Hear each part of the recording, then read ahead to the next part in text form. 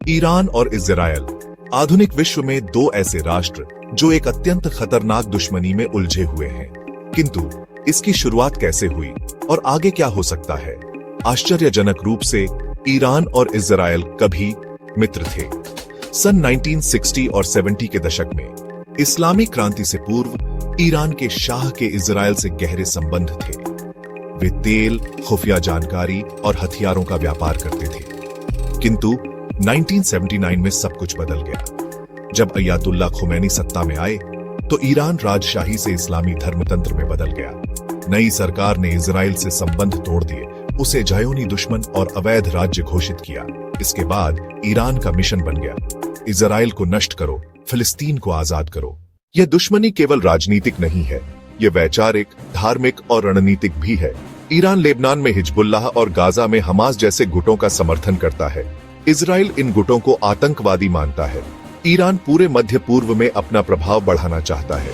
Israel Iran की बढ़ती शक्ति को रोकना चाहता है और इससे भी महत्वपूर्ण, उसे परमाणु हथियार हासिल करने से रोकना चाहता है। 1980 और 1990 के दशक, ईरान ने 1982 में इजराइल के लेबनान पर आक्रमण के बाद हिजबुल्लाह का निर्माण किया। तनाव बढ़ता गया।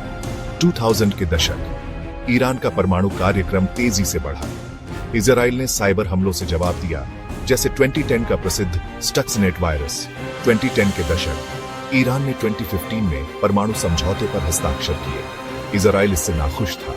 फिर 2018 में ट्रंप के बाहर निकलने के बाद ईरान ने समझौते का उल्लंघन करना शुरू कर दिया। 2020 से 2023 हत्याएं, हवाई हमले, प्रतिबंध, साइबर युद्ध, यह संघर्ष वैश्विक और छाया में बदल गया। इजराइल ने सीरिया में ईरान के कॉन्सुलेट पर बमबारी की, जिसमें IRGC के टॉप जनरल मारे गए। ईरान ने बदले की कसम खाई। ईरान ने इजराइल पर 300 से ज्यादा ड्रोन और मिसाइल लॉन्च किए। दुनिया ने अपनी सांसें थाम ली, लेकिन इजराइल ने US, UK, फ्रांस और जॉर्डन की मदद से लगभग उन सभी को रोक दिया। इजराइल ने ईरान के अंदर ड्रोन स्ट्राइक करके पलटवार किया। ईरान ने नुकसान को कम करके आंका, लेकिन मैसेज क्लियर था, कोई भी पक्ष पीछे हटने को तैयार नहीं है। जून 2025 तक कोई फुल ब्लोन वॉर नहीं हुई है अभी तक, लेकिन इजराइल सीरिया और लेबनान में ईरान के एसेट्स पर स्ट्राइक करता रहता है। ईरान मिलिशिया को हथियार देता रहता है और अपना इन्फ्लुएंस बढ़ाता रहता है। और न्यूक्लियर सवाल अभी भी हवा में लटका हुआ है, एक टिकिंग टाइम बम की तरह। एक्सपर्ट्स को हिजबुल्लाह, गाजा, सीरिया और US को इन्वॉल्व करने वाले रीजनल वॉर का डर है। डिप्लोमेसी फीकी पड़ रही है, मिसट्रस्ट बढ़ रहा है और दुनिया देख रही है अपनी सांसें थामे हुए।